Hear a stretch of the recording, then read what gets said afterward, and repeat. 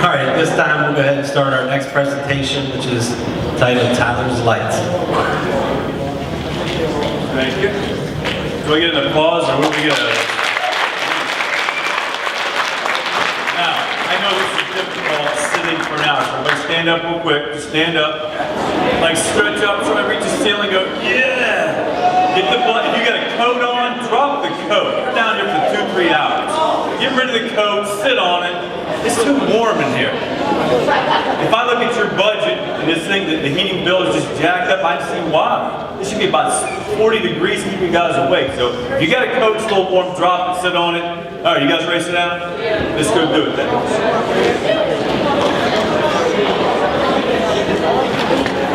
All right, here's the deal. Once we do sit down, we can only have one. I don't want to be a pig about this. We got to have one speaker. Okay, just one. Because if you all have little mini conversations, there'll be little buzzes everywhere, and they're just like a big buzz up here. And here's the kicker with this, because we're going to talk about an extremely important subject. The first subject was important. This one is, and the one next door is too. I don't want to take anything away from them, but the person next to you, behind you, or in front of you, may be secretly trying desperately to hear this message, and you don't know that they have a problem, or they have somebody in their house that has a problem. So they're really trying hard, and you're like monkeying around, jacking around, and nudging the guy, got your arm around him. Hands off, hold hands, later at lunchtime. Just be respectful of the person next to you, okay? This is going to be a little different. We're going to watch some sort of YouTube videos. You'll see why I'm here in a little bit. What's very odd is this. Here you are sitting at Buckeye Local High School. Sometimes you feel like, my God, Columbus is, 900 miles away. Pittsburgh is 300 miles away. Oddly enough, Mr. Spinner, we just ran into each other a couple months ago. Mr. Spinner and I live in the same community in Columbus, Ohio, called Pickerington. It's a suburb. Very odd. He went to Steubenville High School. I went to Martins Ferry High School. It's probably bad news here, right? Yeah, figured that. This purple, what do they call them, Purple Riders? Anyhow, so we ended up at West Liberty together, played sports together, and then went our separate ways. I went in transportation, he went to law enforcement, and I spoke at our school, and his daughter came home and said, hey, this guy named Wayne Campbell spoke, and this and that, and he goes, who? Wayne Campbell. I know Wayne Campbell. So here we are 30 years later, and we're in the same town. Didn't even know it. He probably lives 500, maybe 1,000 yards from me. Never saw him once. Never saw him in the store. It's a big community. So my little point here is, don't be afraid to leave, because guess what? You're going to run into people all day long, wherever you end up, that are from this area. You'll be totally surprised. Very surprised. So here's what we're going to do. Since it is school, I'm going to throw some testing, some questions at you, but I pay for good answers. Raise hands, t-shirts, some goodies, some Tyler's Light stuff. So just follow along. What we're going to do is we'll watch a 5-minute clip, just stats. Those are pure stats. And I'm going to ask you for some very good pertinent stats, so you yank these out whenever this thing's done. Let's see if the technical deal. While only about 5% of the world's population lives in the U.S., we consume more than 80% of all prescription drugs consumed in the entire world. That is a serious problem. 100 people die every day from drug overdoses in the U.S. Every day. How many people are in this room right now? And these people, they're gone forever because they started with just one little pill.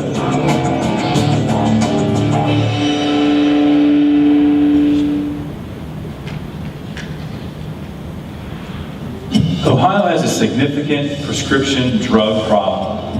Every year, doctors prescribe enough pills for every man, woman, and child in Ohio to have almost 70 doses. That's nearly 70 pills per person. 1 out of every 5 Ohio high school students say they have used a prescription drug that was not prescribed to them by a doctor. More than half of them said they didn't even know what they were taking. Every day, 2,700 teens in the U.S. abuse a prescription drug for the first time, and 8 out of 10 of those teens get the drug from a friend or a relative, not a doctor. More people die in Ohio from accidental overdoses each year than do in car crashes. In fact, 4 people die in Ohio from an accidental overdose every day. That's 1 person dead every 6 hours. Gone forever. Look around you. 1 person gone every 6 hours. How long until this room is empty?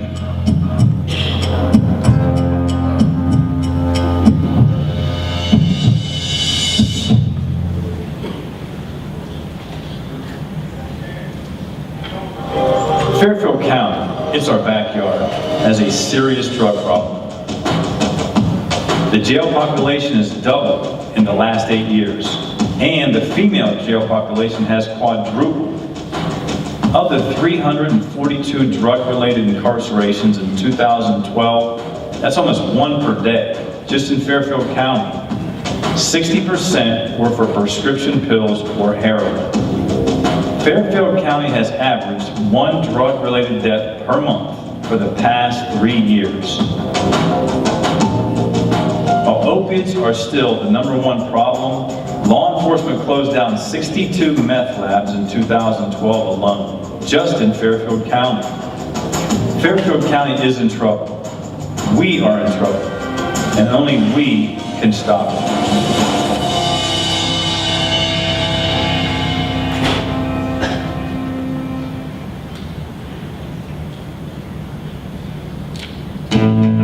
Drugs change your body chemistry. This means you are not you anymore. This graphic shows a normal amount of brain activity, while this graphic shows the very reduced brain activity of someone using drugs.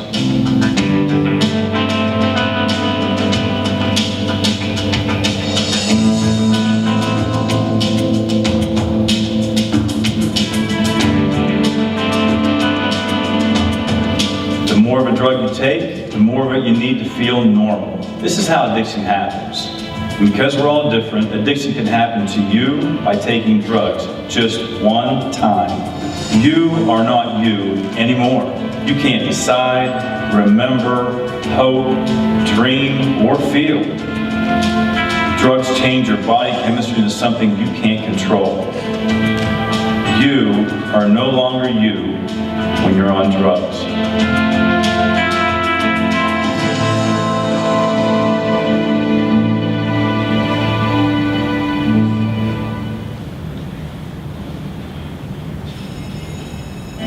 From the former U.S. drug czar, John Walters. We need to make sure parents understand that they are drug dealers. They are the source of supply. If someone left crack in your home, you wouldn't set it in the medicine cabinet and walk away. If someone left heroin in your kitchen, you wouldn't set it on the shelf in the cabinet and hope nobody saw it.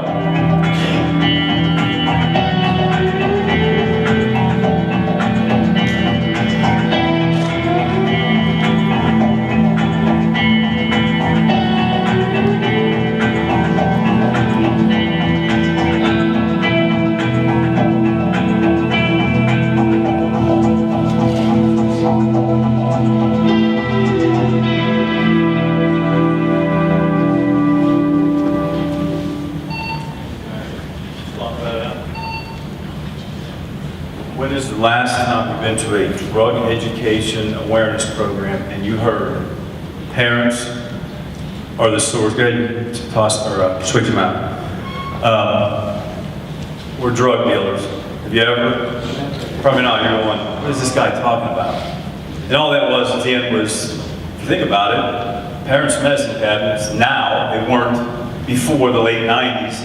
They're now a source of humongous amounts of drugs, narcotics, stuff like that. So, giveaways. We got lots of them. Got lots of questions today. We're here for an hour. Give me some pertinent stats you just saw. Maybe you didn't know. What just stuck out in your mind of those stats? Yes, sir.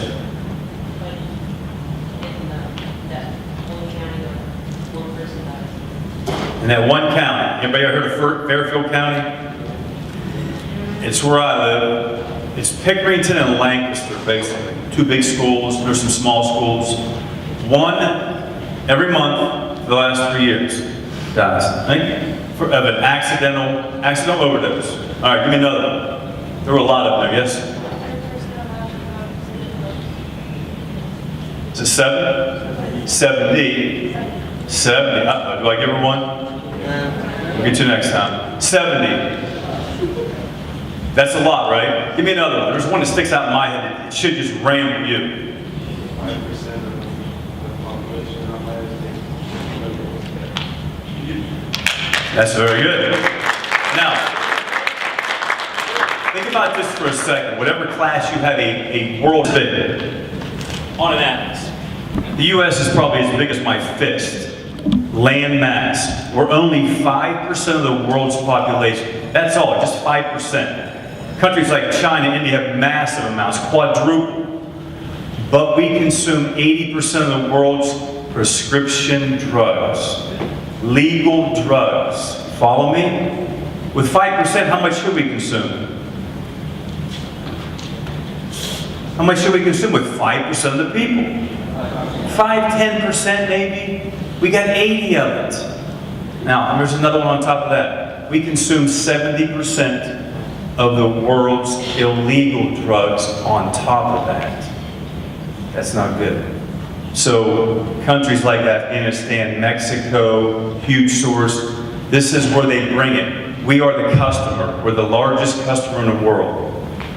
If it's illegal, marijuana, you know the names, and legal. So this is it. So we actually are a bunch of dummies kind of walking around, right? Dun, dun, dun, what's going? We couldn't have a clue. Maybe that's why when you see these world stats, and you guys don't read the paper, you're too young, I know you don't.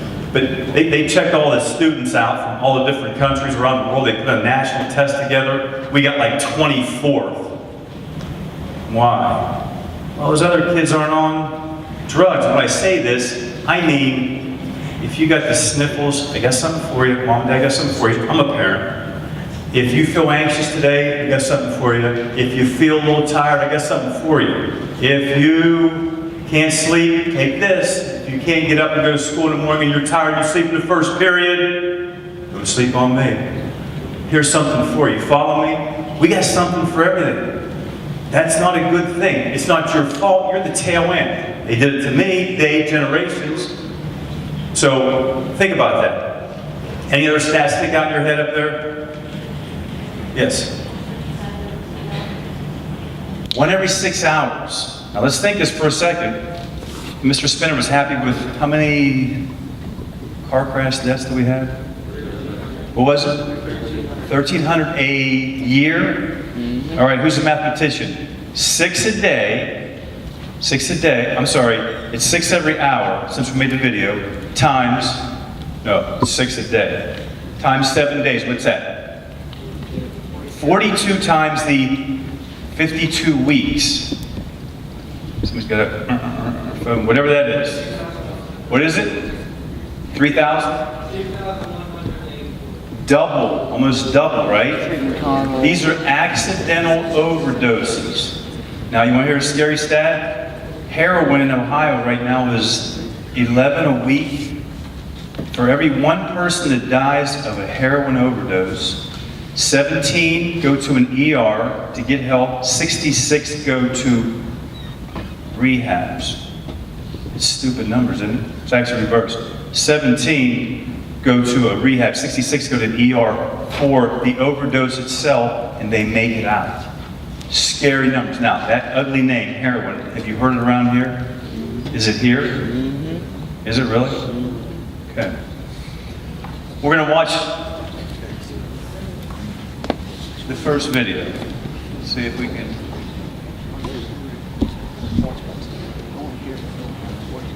Now, in this video, there's a 1-minute clip at the beginning, no words, tells a story. Giveaways, a couple shirts, if you tell me the story.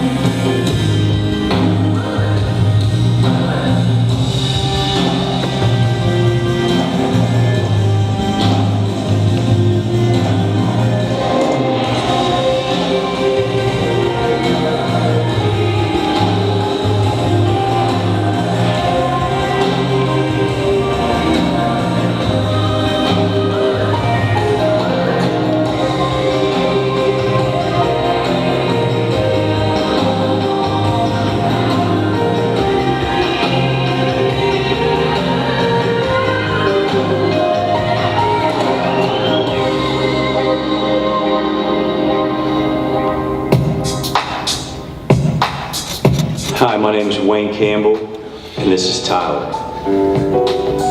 He was the most wonderful son, friend, and young man you could imagine, and he's gone. We tried really hard to save him, but we weren't able to. What we can do now is to help you, or maybe a friend that you know that's addicted and doesn't know what to do. Addiction can happen literally in an instant. A person can try drugs one time to become addicted. It can go from casual use to dependence to an addiction literally overnight. We'd like to take a few minutes to talk about why it's important to speak up, tell someone, anyone. It can save your life or the life of somebody you love.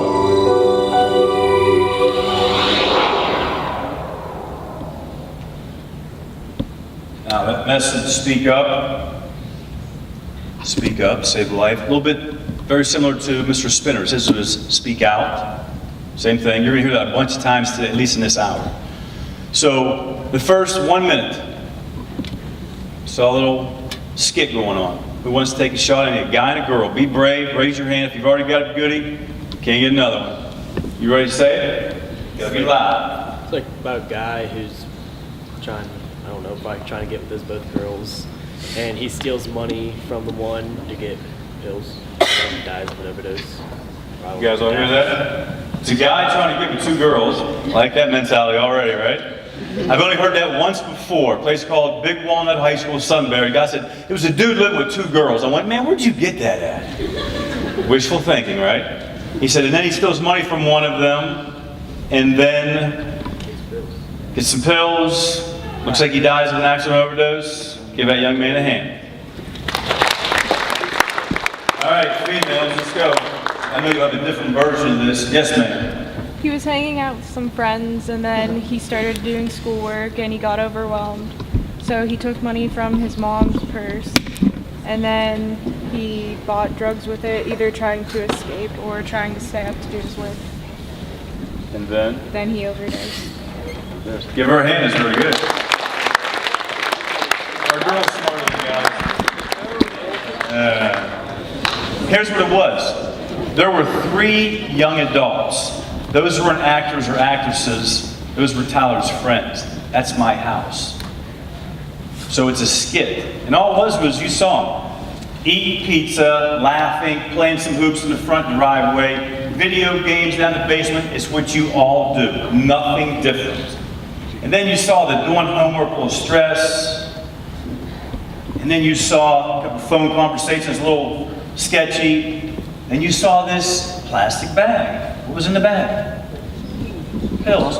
Could be cold pills, right? Could be arthritis pills. Could be, name it, all over the place. ADD, ADHD medication. Could be anything. Then you saw the purse, looking around a corner, sketchy activity. Right? And you saw him laying on his bed, like he's passed out, screaming on the phone, looking in the mirror going, dude, what are you doing? If you could put words to it, he's going, this is not you, what are you doing? And then you saw him laying on a bathroom floor. We assume by what we know of seeing a picture and a candle, that's like in memory of, right? So that was a little skit, just to go, wow, how fast can it happen? Lightning fast. And you'll see a couple of stories. What we're gonna do is, these are all testimonials, person's name on them. 10 kids from Central Ohio. I could have got 500 kids from Central Ohio. But these ones are brave enough to say, you know what? I'm 21 years old. I want to tell my story. I know it's going to be viral. It's on YouTube. But I want to help some young people like you. Middle school, high school. So if my name's out there, my face is out there, oh well. Because think about this. They're going to job applications, job interviews. What if the dude interviewing them happened to get on YouTube and say, I just saw your face. You used to be a drug, are you a drug addict? What's going on with you? No, I did something to help somebody else. It's actually the best thing that they could do. But we won't be able to watch all of them today. But I encourage you, because when you leave here, you're going to get a wrist bracelet like I wear every day. Our website address is there. Go watch the rest of them. And if you're really brave, watch them with your parents, because they don't have a clue. I didn't have a clue. Absolutely clueless. We're going to watch a couple of them, but what I'm going to do is tell you Tyler's story. Maybe it will relate to you, maybe it won't. Maybe if you're an athlete, maybe this makes sense. And if not, the other videos will relate to you because maybe they're living a life kind of like you. And here's Tyler's story. I know it very well. So you saw some pictures. I'm a dad, was fortunate enough to have 3 boys, raised them in Pickerington. I coach a lot, whether it's youth or high school, just like being around sports, one of those things. Maybe it's because of the valley, it's important down here, it's a great extracurricular activity. But for me, it was keeping kids. I thought if you keep your kids busy, they come home, they got practice, they do this, they're tired, they do their homework, they go to bed. That was my success for keeping them out of trouble. If you have idle time, that worries parents. If you go home at 2:30 and you got 3 hours before they get home, that's scary to me. I know it's scary to these people, their parents too. They go, what are they doing? It's that time you go, looking to get into something like a puppy. Tyler grows up just like you guys, loves going fishing, hanging out with your buddies, videos. Turns out to be a pretty good athlete. Senior year, he goes, Dad, I want to play college football. I said, okay, it's your choice. I did, you can if you want to. It is not easy. School work, practice. Sometimes you gotta get a job to support yourself. It is difficult, but that's your choice. So all these schools are sending letters. We didn't have success. We had 3-7 season. He played a bunch of positions. He was a tweener. And they want him to come play. Division III schools, Division II, West Liberty, Ashland, and all these places. And he goes, oh, Dad, by the way, I want to play Division I football. Really? You guys know what Division I football or schools are? Name some. High State, easiest one to remember, right? Name some others. Texas, Michigan, everybody's got Michigan, right? They play on Saturdays. Okay, on TV usually. There's 118 of them. And I said, Tyler, here's the deal. You just don't go there. They have to give you a scholarship. They want you to play. They trade. They'll let you go to school for free, or they'll pay for education. You then give them about, it says 20 NCAA, but it's about 40 hours a week of your time. It's difficult. A lot of good players. He goes, Dad, I just need a chance. He's one of those grinders. Tough kid. Okay, guess what I did as a parent? What all your parents are going to do when it's time for you to graduate. Where's my seniors at anyhow, by the way? Mixed in here, a little bit right here. Okay. When it's your turn, do you want to go to college? Do you want to become a beautician, a chef, a mechanic? Whatever you want to do, they're going to help you to the next step. I was doing my part. Tapes, letters, send them out to Division I schools. Just to try to help you out. Go to the next level. Do what you're going to do next. I'll help you. Parents do that. So we didn't hear anything. One school calls back. They want to take a guess what school that is. If you know your logos, you saw a picture. University of Akron. Division I, playing the MAC.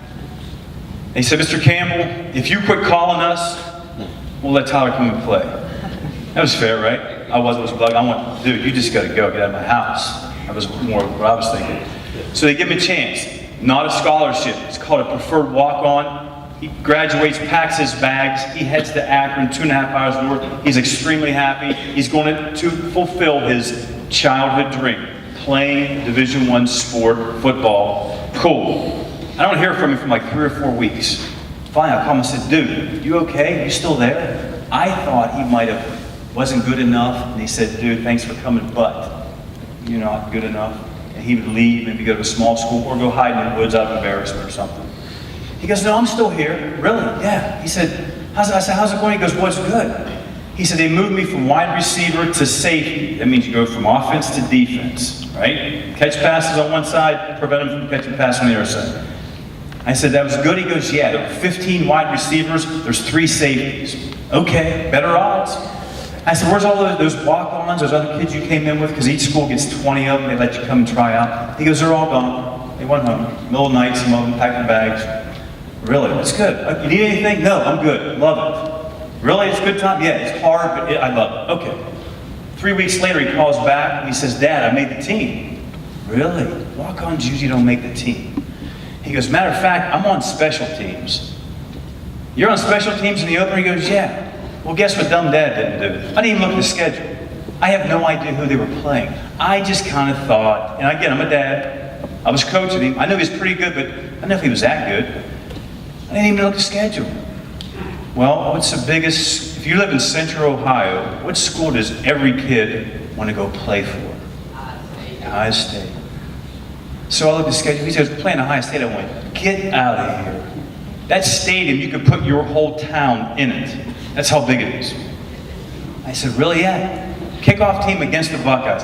But think about it. If y'all want to play for the Buckeyes, not many kids are good enough. If you can't play for them, next best thing would be to play against them, right? Get in the horseshoe and play against them. So I got 32 tickets and went to the game. You're thinking, Mr. Campbell's got a bunch of jack, right? No. Who wants the Akron tickets if you're a season ticket holder at Ohio State? Nobody. They're going to kill it. So I begged, borrowed, and stole 32. Our whole neighborhood, our extended family, everybody from the Ohio Valley came rolling up, went to the Buckeye game to watch that little goofy Tyler Campbell. So it was great. It was a great game. Halftime is 3-2. It's close. We picked them off 3 times. It was a good year they had then, but so it was a close game. I was doing a 4-man wave at the 50-yard line among all the Buckeye fans. They were yelling at me, telling me to sit down and shut up. Relax, you'll win the game. So Tyler has a very successful freshman year. Grades, 3-point. School came easy for him. He didn't try, but he was working hard up there. In the weight room every day, getting bigger, faster, stronger, loves college life. Sophomore year rolls around, gets a little bit better. They put him on scholarship. Who's happy now? Dad's happy. There's a pay raise right there. It's like $25,000. I don't have to pay for schooling, thank God. But he becomes a starter. That year, they go to Wisconsin and play. You guys ever see them on TV? Scary. Largest line in the country that year. They were ranked 8th. The running back was 260. He was like a small car. The linemen, the quarterback, and the cheerleaders were like 6'6", 340. You ever see a 340-pound cheerleader? Dude, that's scary. I was afraid for his life. I'm like, maybe you should wait till the second game to become a starter. You're going to play like, Ball State or somebody. Don't go in this game. This is not good for you. Not good for your health. He was 2 inches shorter after the game from tackling people. But he has 18 tackles. Who's a football fan and knows what the heck 18 tackles means? That's crazy, isn't it? From a safety, you're in the back. That means the guys up front were tackling real well. But he has 18 tackles. For 1 week of Tyler Campbell's college career, he's a leading tackler in NCAA. No kid, nobody from Michigan, Oregon, Texas, Florida, Penn State had more tackles than the walk-on at Akron. That's kind of weird, isn't it? He's having success. Now, did I mention drugs yet? No. And why should I? If you're doing what you wanted to do, you're having a ball, everything's fit, the puzzle's fitting together, and you're having success, why would you even consider drugs? It makes no sense. But here's what was happening. You guys, it happens to you now too, because you're 17, 18, 16 years old. If you wreck your bicycle, your quad, fall out of a tree, wreck a car, get in a fight, get hurt in gym class or a sport, sometimes you go to the ER, sometimes you go to a family doctor, and they give you something for pain. What is it? Come on. Speak. All kinds of names. Throw some names out there. You guys know them. Don't be shy. Yeah, all of a sudden, yeah, there's about 15 names. The prescription pain medication, okay? They're prescribed to you. Well, after the games on Saturday, he gets 6 or 8 of these things from the team. And on Tuesday, if he wasn't feeling too good, he'd get a couple more to make it to Saturday so we could play Saturday, try to win the game. That happens. I trust doctors, never would I question them, but he was doing this all the time. After the season, he had shoulder surgery. They gave him 60 more. Here's 60 more Percocet. Go back to your dorm room, 19 years old. That doesn't make a whole lot of sense right now, does it? It's a lot of drugs, narcotics. So he starts getting used to taking these every day. And if you wake up and you feel like crap, maybe you had too many beers the night before or something, take one of these because it makes you get through the day. Junior year rolls around, things don't look so good. Grades down, doesn't call home as often. He's close to his mom and his 2 brothers. You don't hear from as often. Tyler, you okay? I'm fine. I got it. You got problems? No, I got it. Girl problems maybe, because girls can make a guy's head spin around about that age. Nope, I'm good. His girlfriend was down in Kentucky, University of Kentucky. I said, you sure? No, I got it. I said, okay. So all we kept doing was asking the questions as a parent. Never would I say drugs, but things were falling apart. His playing time was going down. He couldn't control it. So I will pick up Tyler's story year 3. Leave you hanging there. We're going to watch a couple of these. And what I want you to pay attention to is how they got started. Juniors and seniors, I'm going to show you different clips than I'm going to show the middle schoolers. They're probably not ready. So I want you to listen to Mike's story, and he explains addiction in 3 minutes.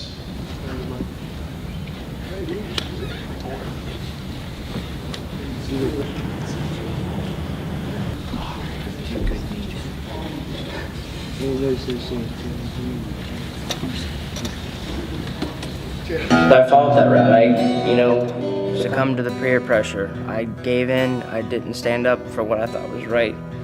And I followed that path, and it led to a serious, deep, dark hole. And it led me down a road I never thought I'd travel. Drugs don't care who you are. They don't care what kind of car you drive. They don't care what you do for a living. They don't care how much money's in your bank account. They will affect you. They will take down your life and take everything you have and hold near and dear and take it away. I started, messing around with painkillers. They have such a way of altering your mind, your reasoning, your thought process. They change who you are. They change the chemistry of your brain. It's a science, it's physical, it's a fact. It progressed. And before I knew it, before I could even turn around, I was fully addicted and using heroin intravenously every day. I did all the drugs that I had for the weekend all at once, and I woke up a week later in the hospital. But what had happened is I had overdosed. The paramedics had arrived to the house. They said that I had no pulse, I wasn't breathing, I was unresponsive, they weren't wasting their time. I remember opening my eyes and seeing my little brother and his girlfriend, and I saw my mom and I saw my dad. And I have never seen my parents that way. And my mom told me, she said, you died and you're still here and you shouldn't be. And seeing that on my parents' face, because I lost an older brother in a car accident, and my mom, she's never been the same, and seeing that look on her face of thinking that it was gonna happen again, you think it'd be enough to make you stop, but I was just, the drugs had such a grip on me. They had their claws so deep in me and had my mind so warped and clouded that a week later I was back out doing what I was doing. That just showed me the power and the hold of the things that I was messing with and the things that I deemed minuscule, things that I was like, oh, it's just drugs, it's just heroin, it's fine, I'll stop when I want to. No, that's a lie that the drugs tell you. You have it in your mind. You have this concept that you can stop when you want. I've got control of this, it's all good. You don't. You have no control, it's a lie. There's a point, you cross a barrier, you cross a bridge, but you don't know when you cross it. It goes from casual, just, I'm hanging out with my friends, taking some stuff here and there, to I need it to get through the day, to I can't survive without it, it's all I need. Do I think I'll use again? I'd like to say no, but, I can't say with 100% certainty because, I'd like to say that I'm on the other side of it, but at the same time, I have to keep in mind the power that those have, that once I let them back into my life, I'm dead. I know that, like I know that the sky is blue, that if I pick those up again, I will die. And it's a daily battle, it's a daily struggle, it's a daily fight to keep my head above water and to keep myself above ground.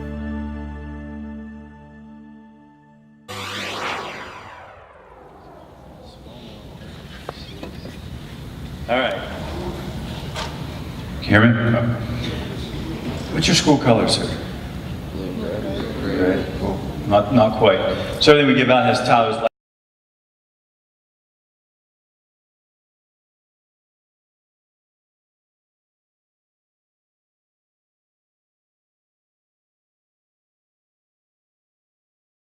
have that they want? That's all it is. It's a financial transaction. They don't care what happens to you. They don't care to know you.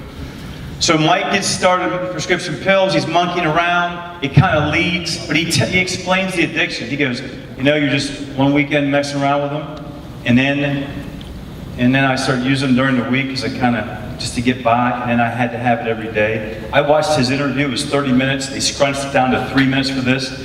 He said, when I woke up, I was looking through a straw. Ever try to do that? That's how focused I was on. I had to get opiates to get the day going because I wouldn't have survived. No way, no how. Now, you would think he's a knucklehead. What happened in his life prior to his overdose? There was a tragedy. Yes. His older brother dies in a car crash, right? He then overdoses. You know why he overdosed? And this is the mentality of an addict. You won't understand this. On Thursday, he bought enough drugs to last him the weekend. It's kind of how they think.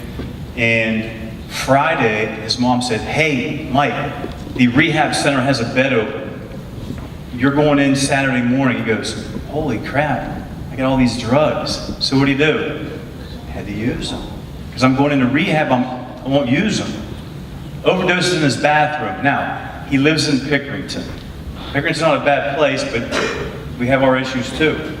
Overdoses, paramedics come. I know the paramedics. They said it was over. You guys watch enough ER shows, flat line, nothing going on, right? So they step back because professionally that's all they can do. And guess what happened? Mom steps in. Now remember, mom lost a son. Number 2 is lying on the floor and they've said, he's done too. What do you think happened to mom's frame of mind at that point? Think to your parents for a second. She went over the edge, probably jumping, screaming, slapping, whatever she did to him physically, only that remains to be known in that room, revives him. He makes it, obviously, he's in the video. Week in a hospital, wakes up, sees all the horror in their faces. You would think, okay, dude, you learned no more. But a week later, what do you do? Right back. It's not his choice. It's an addiction. The addiction has control. And you don't understand this, unless any of you have. But down here in the valley, I grew up here. Underage drinking is very common. Every family has what we call a functioning alcoholic relative, right? Everybody's got Uncle Joe or Aunt Bonnie, drinks every day. Especially shows up at the Christmas stuff, all jacked up. They are addicts. Somehow they manage to function. But every day their body has to have it. That's kind of how this addiction thing works. It's almost like Mike said, you don't cross a barrier. It's not like this highway. You don't cross over from this section to this section. It's not like on a gym floor where you're out of bounds. You don't know when you cross that barrier, that bridge, that doorway. You just go from casual to, I got it, I need to have it more often, to I have to have it every day. You just don't know. Could it take 3 days? Could it take 3 weeks? Could it take 3 months or 3 years? You don't know. We're all made differently. Physiologically differently. And it changes, listen, changes your brain chemistry. Addiction is a disease just like cancer, diabetes. Now, Shea's story. Again, you're juniors and seniors. I don't show this to everybody, but you'll get this. It'll make sense to you. And listen to her points and how she got started, which is extremely unlikely. I decided to do this today because, I think that the problem is an epidemic out there. And if I can just help one kid with coming out and taking 3 hours or so out of my day, then I'll do it every day. I was 14 when I first tried my first drug. It happened to not be my drug of choice. It was cocaine. But the real problem started when I was about to turn 16.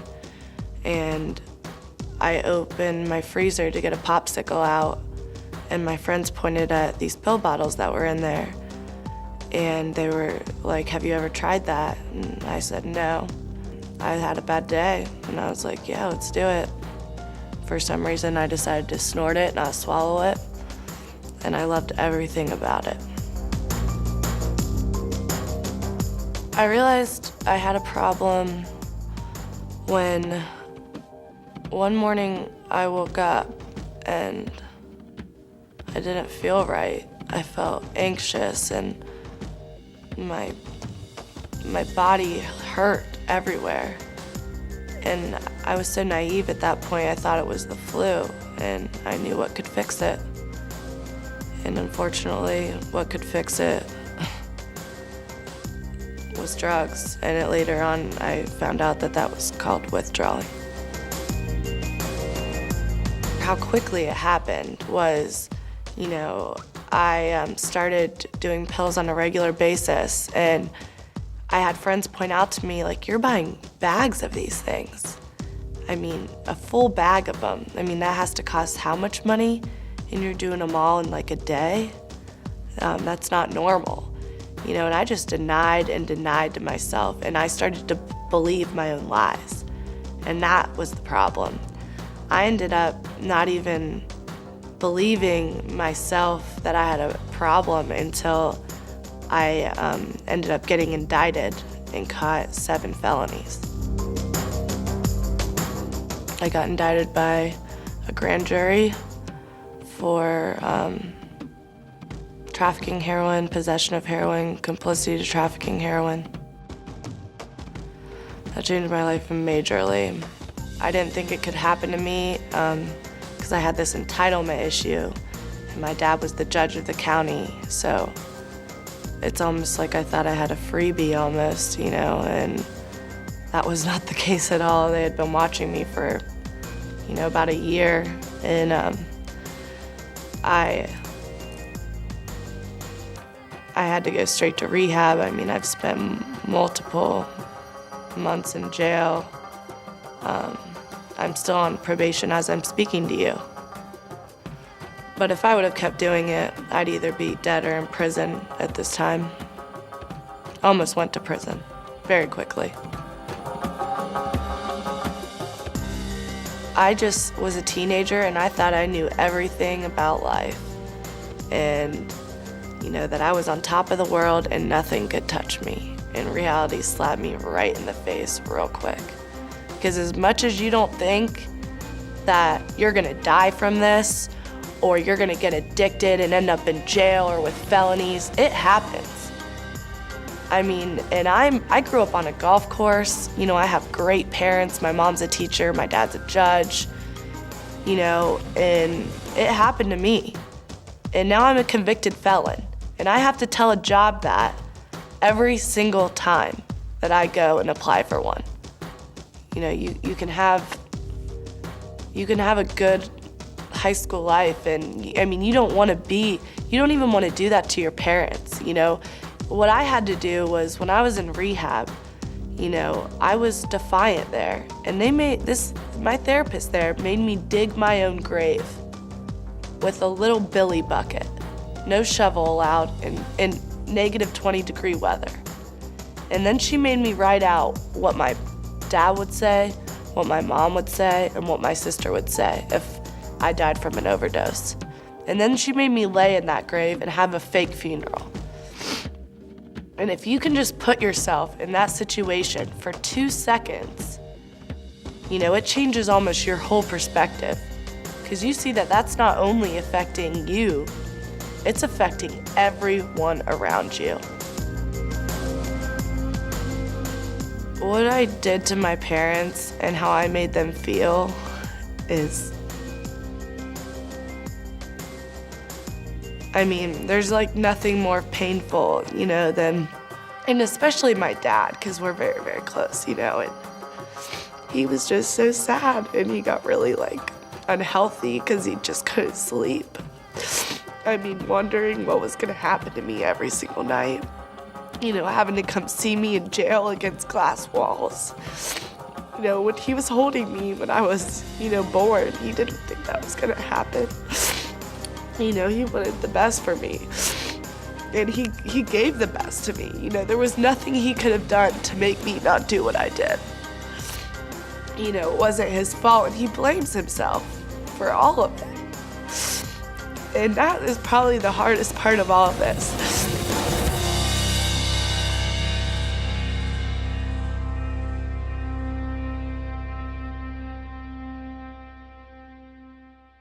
She grew up with kind of, we call it a silver spoon, right? Wow, lived on a golf course, really? Dad's a judge, mom's a teacher. She knew right from wrong, was told 1,000 times, but innocently enough, but again, 14, yeah, try some cocaine. Until she was what age and what did she try that got her hooked? 16. 16. She tried pills. Pills. In the refrigerator. What?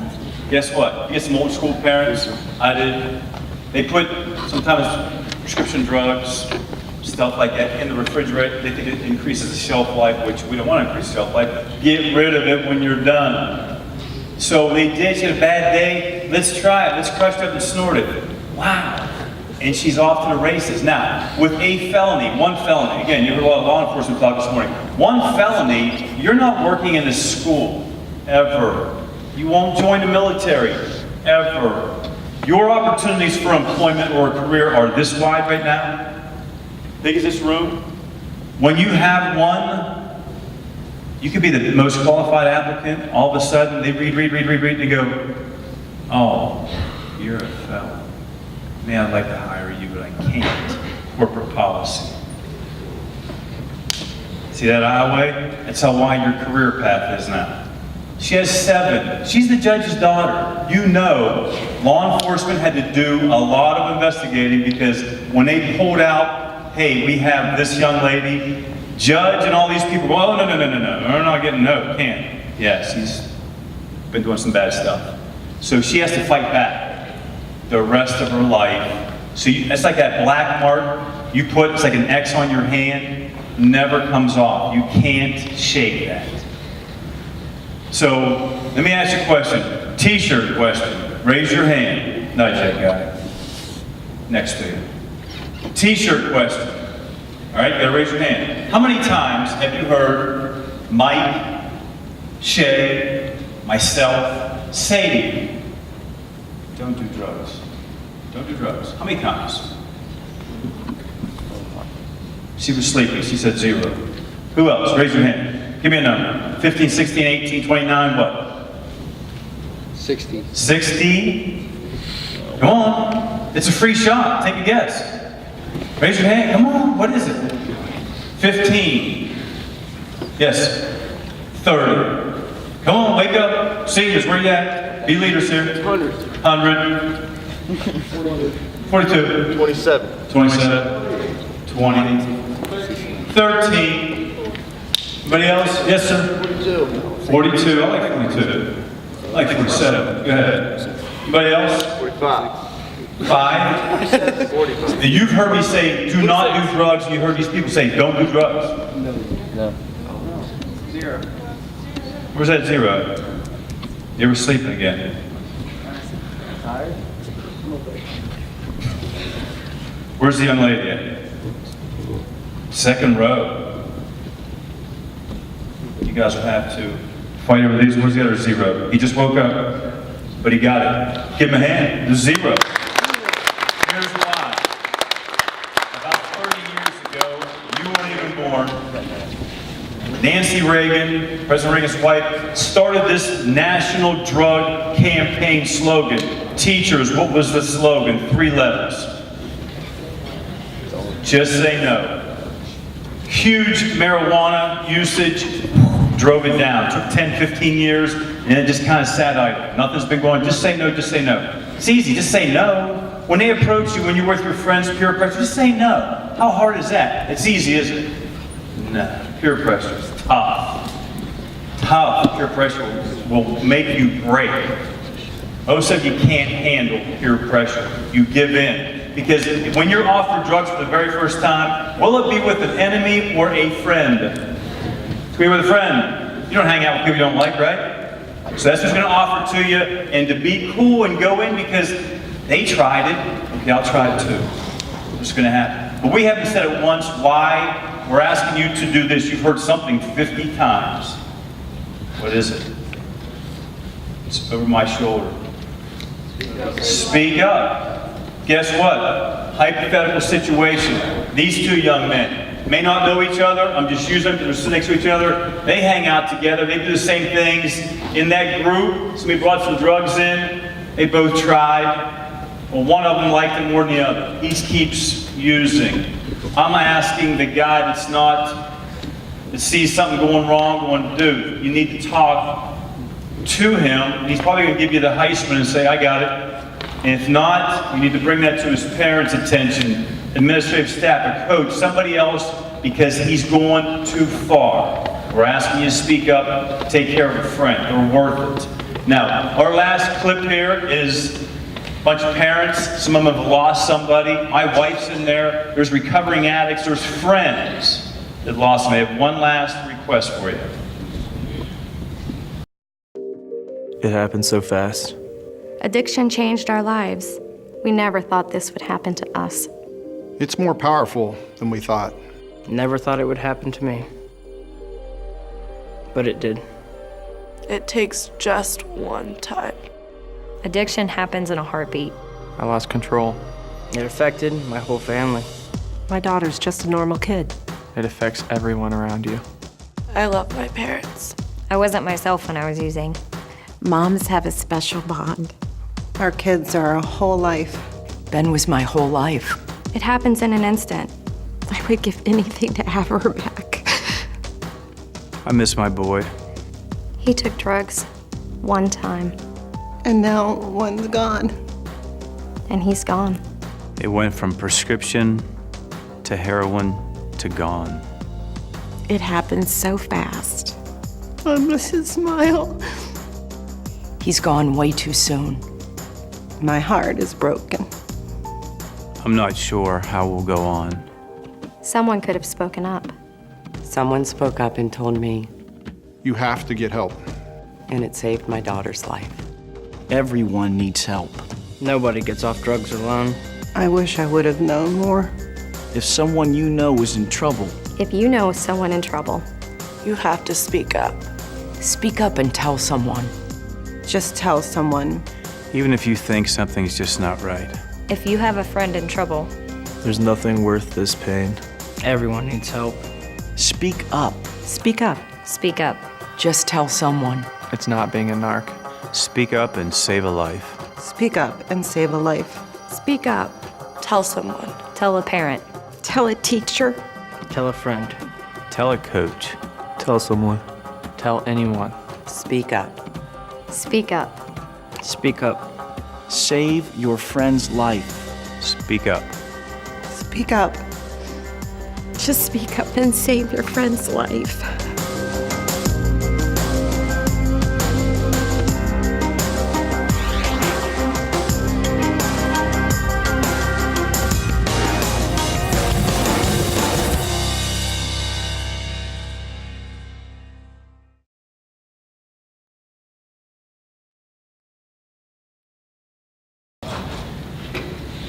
There was 4 pictures. I wish I could bring them back, but technology. There was a kid on your left, Cole. Looked like he's about 12 years old. He was actually a 16-year-old high school wrestler, western part of Ohio. Had never done drugs according to his friends and parents. But one day during school, a teammate brings in a prescription pill bottle, dumps on the cafeteria table, and then what sets in? Peer pressure. Uh-oh, gotta be cool. So they all take one, because we're all teammates, we're buddies. He had never done, he was nervous but curious, puts in his pockets, I'm gonna do mine when I go home. Some of them ate for lunch, whatever they were. So he does, and he has an overdose, dies. He has a bad reaction. He's on the wall, a picture you don't want to be on. Why did that happen? We've never done it before. How can that happen? It was simple methadone. They have methadone clinics. No way that should have happened, but it did. That's why I say prescription pills, unless that bottle has your name on it, it's for your gender, your age, a sickness that you have. You shouldn't touch it because you don't know what could happen. That would happen, 16 years old, gone. No rehabs, no long addiction, didn't get high since he was 12, none of that. Just one time, curious, good kid, done. Tyler's story, where were we at? Year 3. Things get a little shaky, sketchy. Comes home for Christmas break. It's his 3rd year. I told the wife and 2 sons, you need to get out because me and him are going to have the man-to-man. Now he's 20 years old, 210 pounds, big muscled-up kid. I don't know what this is going to turn into, but I need to find out what's going on in his life. I'm not sure. And I'm taking him down to the hospital. We're going to have you assessed. They're going to be checked out. You either have something wrong mental. I was thinking all these concussions that happened, and he probably had a few. Something's going wrong. And we argued for a little bit. He agrees. We get out to OSU. 2 hours. Doctor comes out and says, Mr. Campbell, you got a problem. I said, what is it? He goes, he's got an addiction. I said, to what? He said, prescription pain medication. I said, really? I thought that was for the stars, right? You hear of these people you see on TV, the actors, actresses, Brett Favre, professional athletes. They get hooked on these pain medication, then they get fixed at the Betty Ford Clinic. I said, what do we do? He says, he needs to go to rehab. I said, how long does that take? He said, 6 weeks. I said, well, he's only got 4 weeks and he has to go back to Akron. He's on scholarship. He's got school. I said, you know what, though? He's real smart. He'll do the express program. He'll get done in 4 weeks. He's smart. He'll just read extra. I had no clue what the heck addiction was. I had no clue what rehab was. So in 4 weeks, we packaged him up and he went back to Akron. Got a scholarship check. What do you think happened? Blew up. Worse. More. So I got a moving truck, took to Akron, pack your bags, you're coming home, we got to fix this. School and football aren't important right now. You got a problem. Put him back in that program for 6 weeks this time, the full length of it. And he did okay for a while. Enrolled at a small community college, get a job, do all these things, and it creeps back in on you. One day he got redirected by a drug dealer. And drug dealers aren't stupid. They just don't want to work 9 to 5. They don't want to go to school and get education. They want to make easy money. And the drug dealer is a dude who works at a fast food place, he works all over town, right? It's people trying to make easy money. Well, sometimes when they don't have the thing that you're looking for, they have an alternative. One day they said, Todd, you can't afford these prescription pills forever. Try this heroin stuff. It's the same. He's afraid of needles. They convinced him, he smoked it a few times, whatever else you do. And then one day they did it for him and it was painless. He now has a heroin addiction. Now we got big problems. So I found this really expensive rehab place in Cleveland, staying there for a month, cost an arm and a leg, I didn't care, but we got to get you fixed. And I went and visited one weekend, and I'm looking at all these people because the parents take therapy with them. I said, what in the world? Who's that guy over there? 6'4", athletic, beautiful trophy wife, beautiful kids. He's a doctor. Who's this guy over here? Surgeon, dentist, attorney, you follow me? Professionals, intelligent people. And I saw that girl with black fingernails and tattoos. I said, there's your addict right there. He goes, Dad, we're all in here for the same thing. We all have an addiction. Wow. Just blew me away. So he gets done. He's ready to be dismissed. He's not done though. The insurance says, you gotta go home. Insurance benefits are over. My wife's crying on the phone. No, you can't. He's already been through this. 3-4 weeks isn't enough. They kept him an extra week, time to go home. She picks him up, 3.5-hour drive. Brings him home. He looks like a shiny new penny. Witty, funny kid, had tons of friends, they're all there. Tyler's back. Wow, you look good, man. He's like 220 now, all jacked up. I said, what the heck, why'd you? He goes, Dad, it's like, see those prisoners, how big they get? Well, I'm in this place, I'm in therapy all day. He said, they treat you like a king. They got a weight room, I'm in the weight room every day and I play basketball. He goes, I said, but you can't play safety at 220. He says, I'm done playing football, Dad, by the way. If I get hurt again, they're gonna give me more, I'm done. I said, okay, smart move. He goes, I'm changing my major from physical therapy to I want to be a counselor. I want to help young kids to maybe not take the path I did, not fall into this trap of prescription pills will help you. Okay, great. We're so happy. We go to bed and parents will get this administrative staff.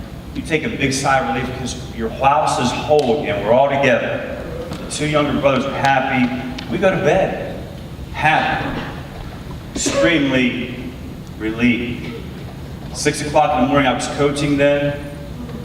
Take off the practice, check on the kids. They're all there. 18-year-old, 13-year-old, Tyler's door's locked. Give him his privacy. 10 o'clock, phone rings. My cell phone keeps going off. We practice. I wonder why they keep calling me. They know not to call me. Practice. So finally I answered. It's my 13-year-old son.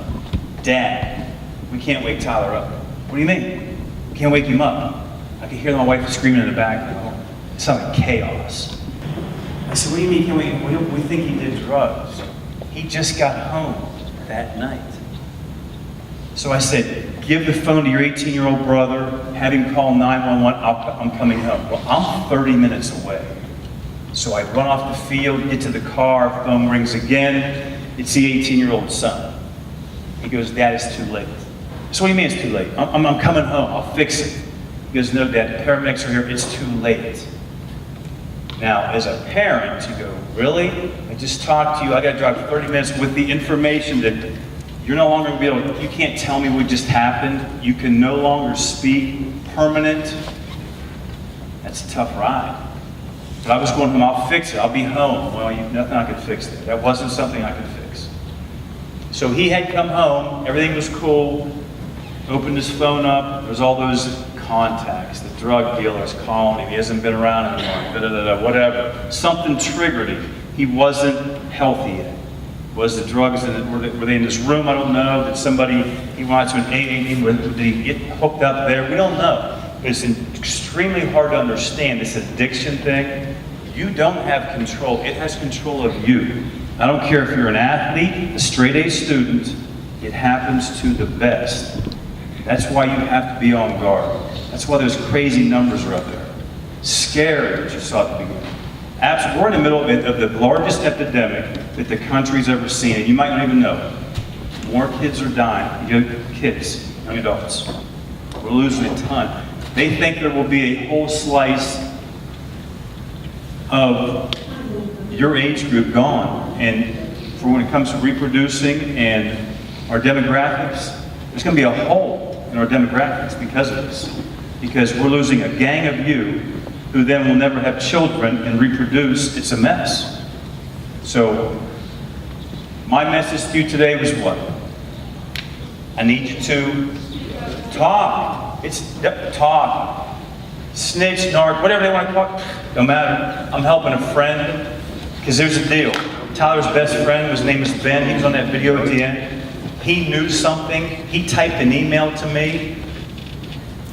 And then he got nervous, he got up, and because he said, if I send this email to Mr. Campbell, I know Ben, I coached him since he was 5. If I send this, what's Tyler gonna do? Your friendship is gone for a while. He knew 9 months earlier than I did. He could have told me something, right? He now regrets that to this day. He came up with Speak Up. He was getting interviewed on TV, he said, look, I'm 23 years old. I gotta live with the fact that I knew something about my best friend, I didn't say a word. Remember, it's your best friend, it's your friend, it's your neighbor, it's your sister, brother, it could be a parent. I see that a lot. Talk, people will help you, okay? What you are gonna do, you're gonna get a booklet and a wrist bracelet. Take a survey on your phones, on our website. So when you go back to I guess, homeroom, whatever class they do, get a booklet, Truth About Drugs. Take 5 minutes, go to our website, take the surveys on the homepage. It takes you 5 minutes.